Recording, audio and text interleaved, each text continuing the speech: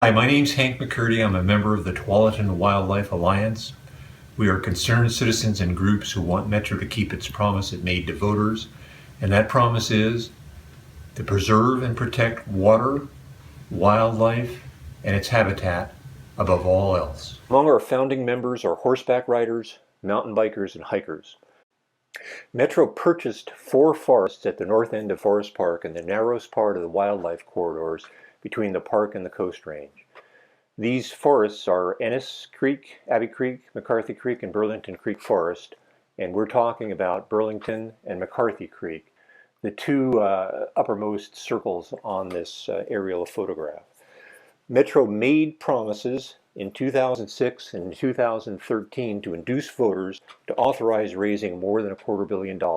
Voters were told Metro was buying these properties because they were so environmentally sensitive, and that the highest priority above all else was going to be to protect and preserve water, wildlife, and its habitat. Metro conducted public opinion polls and used other public opinion research measures and mirrored almost precisely what the public sentiment was. We know this because it's reflected in the ballot measures in 2006 and 2013. The 2013 ballot measure was introduced by former Governor Barbara Roberts, and then Metro Councilor. Let's focus on what she said. She said, the measure, and I quote, will preserve our region's legacy of natural beauty by protecting rivers, streams, natural areas, and wildlife habitat. This will ensure that our children, grandchildren, and all future generations enjoy the same quality of life we do. Now Metro is poised to break its promise by spending $1.2 million punching in this intense network of multi-user trails, parking lots, and bathroom facilities. It's going to fragment the habitat and in all likelihood so significantly damage the wildlife that it's going to be irreparable. Why? We can speculate, but it's better to concentrate on what we and Metro both know. We can go to Metro's conservation site plan and read what they had to say. They've attempted no real inventory or no assessment of the impact these trails are going to have. They use the same language for both forests, and I'm going to read this to you. A thorough ecological inventory and assessment has not been done for the site.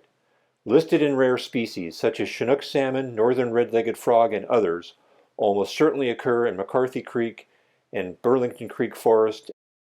In McCarthy Creek Forest, Metro plans to put the trails in through a mosaic of forest and meadows that is the elk calving, breeding, and foraging area that may be the last and best in the corridors. In Burlington Creek, they know it's the habitat of a state-listed sensitive species, that the trails are scheduled to run by the Ancient Forest Preserve, a roosting area for bald eagles, and that the area is also the home of elk and other species.